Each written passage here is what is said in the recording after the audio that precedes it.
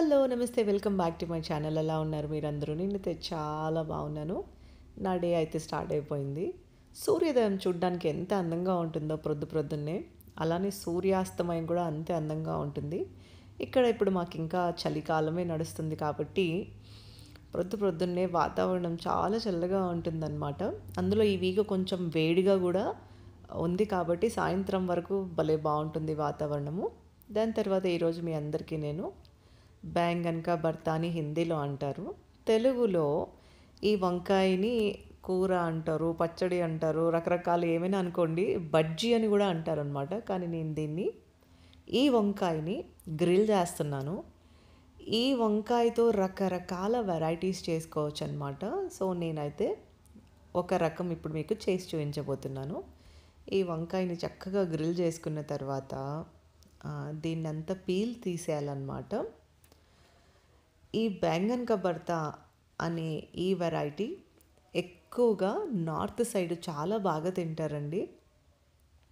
ఇది వాళ్ళకు ఒక డెలికసీ అనమాట. సో, ఇప్పుడు పీల్ తీసుకున్న తర్వాత ఇది చక్కగా ఉడికిపోయింది. దీన్ని ముక్కలుగా కోసేసుకొని పక్కన పెట్టేసుకుందాము. స్మెల్ మాత్రం భలే బాగుంటుందండి ఇది కట్ చేస్తున్నప్పుడు. సో, ఇప్పుడు ఒక ప్యాన్ తీసుకొని ఆయిల్ యాడ్ చేసుకొని దాంట్లో జీలకర్ర, ఆవాలు, దీంట్లో కొంచెం ఆయిల్ ఎక్కువగానే పడుతుంది, పప్పు, ginger, garlic and green chillies, onion ఇవన్నీ వేసుకొని చక్కగా వేగనివ్వాలండి. సో, ఇవన్నీ వేగాయి అని అనుకున్న తర్వాత కాస్త పసుపు కూడా యాడ్ చేసుకొని అండ్ టమాటోస్ యాడ్ చేసుకోవాలి. చక్కగా ఉడకనివ్వాలి. ఇక్కడ ఇప్పుడు చలికాలం చివరి దశలో ఉంది కాబట్టి టమాటోస్ భలే బాగా వస్తాయి. అందులో నాటు టమాటోలు టైప్ ఇక్కడ రౌండ్ టమాటోస్ దొరుకుతూ ఉంటాయి అన్నమాట. మన ఇండియాలో నాటు వెర్షన్ ఎలా ఉంటుందో ఇక్కడ రౌండ్ టమాటోస్ ఉంటాయి. అవి కాస్త ఎక్కువగా పుల్లగా ఉంటాయి అన్నమాట. ఆ రౌండ్ టమాటోస్లో 2 రకాలు ఉంటాయి. సో, నేను ఒక రకం అయితే వాడుతున్నాను. దీంతో నేను ఈరోజు రకరకాలు చేయబోతున్న. టమాటోస్ తక్కువ ధరకు వచ్చాయన్నమాట. మీ టేస్ట్కి సరిపడినంత కారం, మీ టేస్ట్కి సరిపడినంత ఉప్పు ఇవన్నీ చక్కగా మగ్గిన తర్వాత దాంట్లో మనం గ్రిల్ చేసి పీల్ తీసి కట్ చేసి పెట్టుకున్న వంకాయని యాడ్ చేసుకొని ఒక 5 నుంచి 6 నిమిషాలు ఉడకనివ్వాలి. అసలు ఇది రోటీలో తిన్న, అన్నంలో తిన్న చాలా బాగుంటుంది. ఇది ఉడికిన తర్వాత దీంట్లో కొంచెం అంతా కొత్తిమీర వేసుకొని ఇంకొక 1 నుంచి 2 నిమిషాలు ఉడకనివ్వాలి. అంతేనండి, ఈ బెంగన్ కా భర్తా అయితే రెడీ అయిపోయిందనమాట. నాకైతే చాలా నచ్చుతుంది. ఈ బెంగన్ కా భర్తా రకరకాలుగా చేస్తారు, కానీ నేను సింపుల్గా ఇలా చేసేసుకున్నాను. నాకైతే హాట్ ఫేవరెట్ ఇది. మా గరాజ్లోకి ఎలకమ్మ దూరి బర్డ్స్ కోసం అని తీసుకొచ్చిన బర్డ్ ఫీడ్ బ్యాగ్ని కొరికేసిందనమాట. సో, ఆ బ్యాగ్లో ఉన్న సీడ్స్ అన్నీ కింద పడిపోయి మొత్తం గరాజ్ అంతా కూడా పెంట చేసింది. అక్కడితోనే ఆగకుండా ఆ సీడ్స్ అన్నీ అది ఎలక చిన్నదో పెద్దదో నాకు తెలీదు, షూ ర్యాక్లో ఉన్న షూస్లో మొత్తం సీడ్స్ నింపి పెట్టేసిందనమాట. మొత్తానికి ఎలకమ్మ కాపురం పెట్టేద్దామని డిసైడ్ అయినట్టుంది.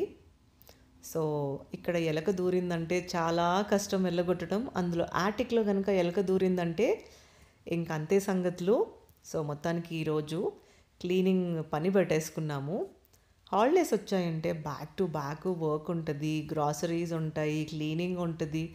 అసలు సాటర్డే సండే హాలిడే కంటే ఇంట్లో ఏదైతే మిగిలిపోయిన పనులు ఉంటాయో అవి ఫిక్సింగ్లు ఇవి అన్నీ నడుస్తూ ఉంటాయి అన్నమాట.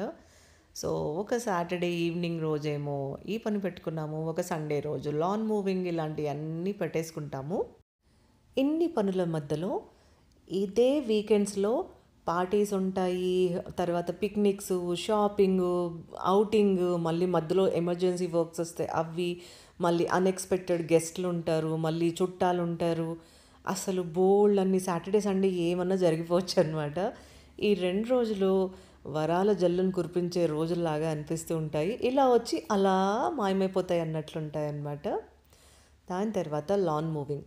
అమెరికాలో ఫ్రంట్ యార్డ్, బ్యాక్ యార్డ్ అయితే మన ఇష్టం, కానీ ఫ్రంట్ యార్డ్ మాత్రం తప్పనిసరిగా నీట్గా మెయింటైన్ చేసి పెట్టుకోవాలి. మనకి లాన్ మూవింగ్ వచ్చినా రాకపోయినా లేబర్ అయినా హైర్ చేసుకొని ఫ్రంట్ యార్డ్ మాత్రం క్లీన్గా పెట్టుకోవడం చాలా చాలా ఇంపార్టెంట్ అనమాట. లేదంటే ఇక్కడ హెచ్ఓఏ నుంచి అంటే హోమ్ ఓనర్స్ అసోసియేషన్ తరఫున మనకి మెయిల్స్ పైన మెయిల్స్, కొన్నిసార్లు ఫైన్స్ కూడా పడుతూ ఉంటాయి. నేబర్స్ కనుక సరిగ్గా లేరంటే అదొక పెద్ద పేచీదారు ఉంటుందన్నమాట ఇక్కడ. సో టచ్ వుడ్ అండి, నాకైతే చాలా మంచి నేబర్స్ ఉన్నారు, అమెరికన్స్ అన్నమాట. అండ్ వాళ్ళు మన దాంట్లో జోక్యం చేసుకోరు, మనం వాళ్ళ దాంట్లో జోక్యం చేసుకోము. బయట కలిసినప్పుడు హాయ్ హలో అని మాత్రం మాట్లాడుకుంటాం అన్నమాట. సీజన్ ఎండింగ్లో ట్రిమ్ చేసిన మొక్కలన్నీ నేను కాంపోస్ట్ కోసం అనేసి గార్డెన్ బెడ్స్లో ఫిల్ చేసి పెట్టాను. వాటిని డ్రై అవ్వడానికి అనేసి ఒక 2 వీక్స్ వదిలేశాను. 3rd వీక్లో ఇక్కడ కోల్డ్ ఫ్రంట్ స్టార్ట్ అయింది. విపరీతమైన చల్లగా ఉండడం చేత వాతావరణము నేను కాంపోస్ట్ చేయలేకపోయానండి. సో ఆ ఎండిపోయిన ఆ మొక్కలన్నిటినీ ఈరోజు ఈ మషిన్ తోటి ఫుల్గా ట్రిమ్ చేసేస్తూ ఉన్నాను. అవన్నీ బాగా ఎండిపోయిన తర్వాత కాడలక్క తయారయ్యాయి. సో ఈ మషిన్తో ఏంటంటే మనకి చక్కగా ట్రిమ్ అయిపోతాయి. అది ఫుల్గా చూసారా, ఇప్పుడు ఇదంతా ఫైబర్ లెక్క తయారైంది. దీన్ని నేను వేస్ట్ చేయను, దీన్ని కూడా గార్డెన్ బెడ్స్లో ఫిల్ చేసేసి దానిపైన మట్టి వేయడం అయితే జరుగుతూ ఉంటుంది. సో ఇప్పుడైతే ఫెబ్లో ఉన్నాం కాబట్టి ఇంకా కోల్డ్ సీజన్ అన్నమాట.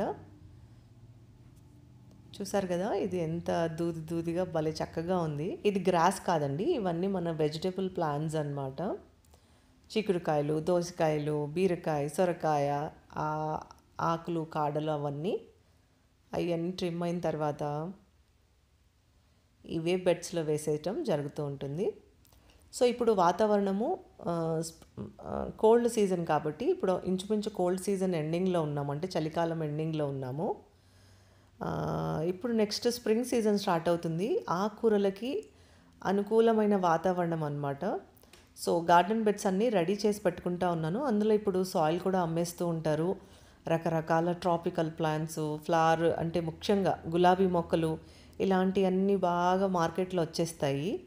సో ఈ చల్లటి వాతావరణం అంటే రాత్రులు అయితే చల్లగా అవుతుంది, పొద్దున వెచ్చగా ఉంటుంది కదా. సో ఇలాంటి వాతావరణంలో గులాబీ మొక్కలు, రకరకాల పూల మొక్కలు ఇలాంటివన్నీ మనకి ఇప్పుడు షాప్లలో అంటే నర్సరీలలో అక్కడ దొరుకుతూ ఉంటాయి. అవన్నీ నాటు పెట్టేసుకున్నామంటే సమ్మర్లో చక్కగా పువ్వులు అవుతూ ఉంటాయి అన్నమాట. సో ఇప్పుడు అన్ని గార్డెన్ బెడ్స్లో నేను సాయిల్ ఫిల్ చేస్తాను ఇంకొక 2 డేస్లో. ఈ ఫైబర్ అంతా కూడా ఇది పచ్చిగా ఉన్నప్పుడు చాలా ఎక్కువగా అనిపించింది. ఇది ట్రిమ్ చేస్తే చాలా తక్కువ క్వాంటిటీ ఉండే. కోల్డ్ ఫ్రంట్ కనుక రాకపోతే అవి ఎంత చక్కగా ట్రిమ్ చేసేసి వాటిని కాంపోస్ట్ కింద నేను తయారు చేసుకుంటుండే. సో చలి వలన ఇదంతా పని పెండింగ్ లాగా ఉండిపోయింది. ఆ పని ఈరోజు పూర్తి చేసేసాము. బ్యాక్ యార్డ్లో మా హస్బెండ్ ఎప్పుడు ల్యాండ్స్కేపింగ్ చేపిద్దామని ప్లాన్ చేస్తూ ఉంటారు. నేనేమో అస్సలు వద్దంటే వద్దు అని చెప్పేస్తూ ఉంటాను. ఈ గార్డెన్ బెడ్స్ ఏంటంటే మనకు వద్దు అనుకుంటే, లేదు అంటే వేరే ప్లేస్లో పెట్టాలి అనుకుంటే ఈజీగా ఎక్కడంటే అక్కడ మూవ్ చేసుకోవచ్చు. దాంతోపాటు నేను ఈ ఇయర్ ఇంకొన్ని ఎక్స్ట్రా గార్డెన్ బెడ్స్ కూడా బిల్డ్ చేద్దామని అనుకుంటున్నాను. ఇవన్నీ చూసారా, కొత్తిమీర అన్నమాట. అవన్నీ గింజలు పడేసి లాస్ట్ ఇయర్ విత్తనాలు పడి ఇప్పుడు మళ్ళీ మొలకలెత్తాయి. కొత్తిమీర తర్వాత బోల్డ్ అన్ని రకాల ఆకుకూరలకి ఈ వాతావరణం అనుకూలమైనది. ఇప్పుడు వచ్చే ఈ స్ప్రింగ్ సీజన్ మీరు స్టార్టింగ్లోనే ఆకుకూర విత్తనాలు వేసుకుంటే సమ్మర్ వరకు చక్కగా ఆకుకూరలు వచ్చేస్తాయి మన చేతికి. సమ్మర్లో మనం ఆకుకూరలు వేయడం వల్ల ఆకుకూరలు చేతికి రావడం కంటే పురుగులు బాగా తినేస్తూ ఉంటాయి అన్నమాట. సో ఈ సీజన్లో ఎక్కువగా మస్కిటోస్ ఉండవు. అందులో ముఖ్యంగా క్యాటర్పిల్లర్ అంటే గొంగళి పురుగులు అవి సమ్మర్లోనే స్టార్ట్ అవుతూ ఉంటాయండి.